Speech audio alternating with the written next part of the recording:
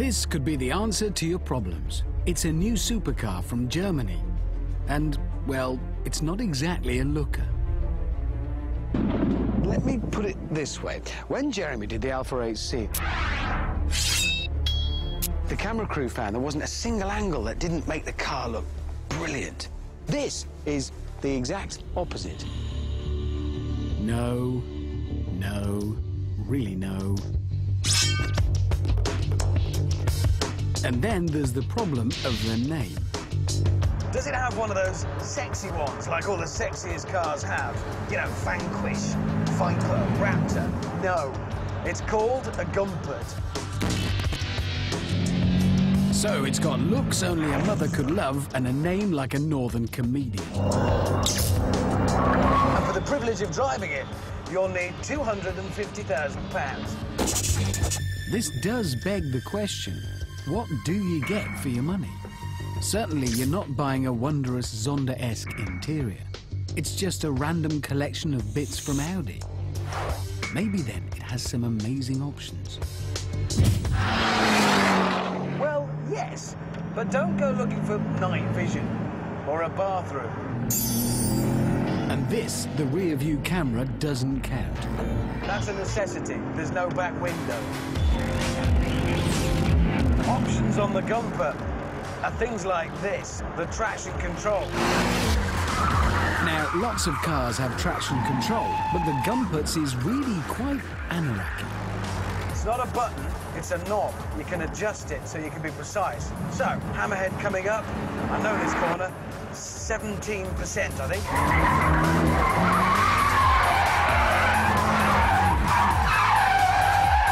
Yeah, that... But worry not. If that doesn't work out, there are a whole load of other things you can adjust. You can change the camber, the ride height, the spring tension, the damper bump and rebound, and the anti-roll bar. Oh, yeah. There you are, Monte Carlo, Claudia Schiffer in your supercar. Please, can we go to the party now? Oh, no, love, hold on. A lot of corners. I'm going to dial in some extra camber. With the camber adjusted, I went for a... Oh, bugger. You see, I think some of those settings are not an option. Just leave them alone. I've had this experience with one of my bikes.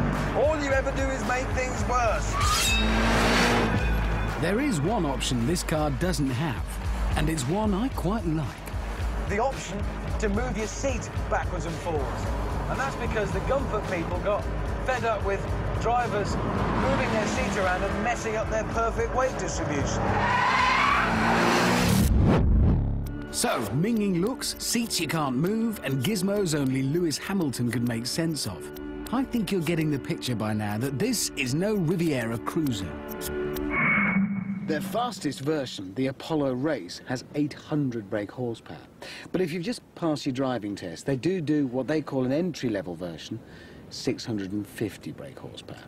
This is the mid-range. I suppose they'd call it the Popular Plus, 700 brake horsepower. And this is where it all starts to come good, because whichever Gumpert you choose, it's going to be fast.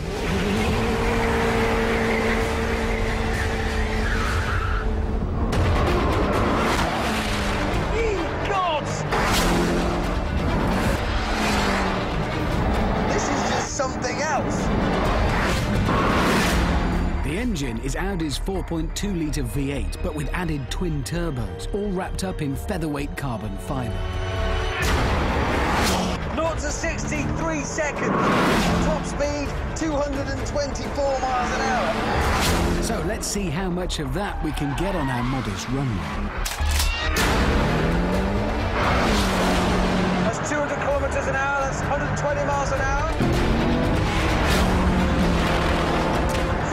80 kilometres an hour, which is very fast. 300 kilometres an hour. I'm going to start braking, I think. That's 186 miles an hour in 1.7 miles.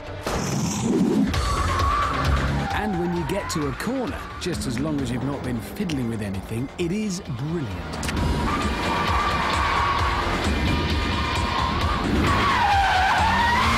The grip!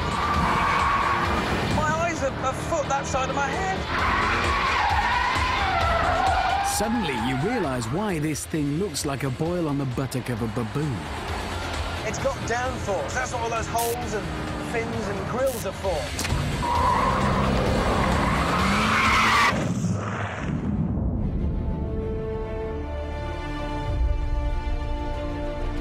If you want a supercar you can park with pride in Monte Carlo's Casino Square, this probably isn't for you. There are many other cars that will do that job much better. But the Gumpert guys in their little German factory have gone down another path. Hardcore street. And I do believe that on this track, old Quasimodo here could destroy every supercar alive.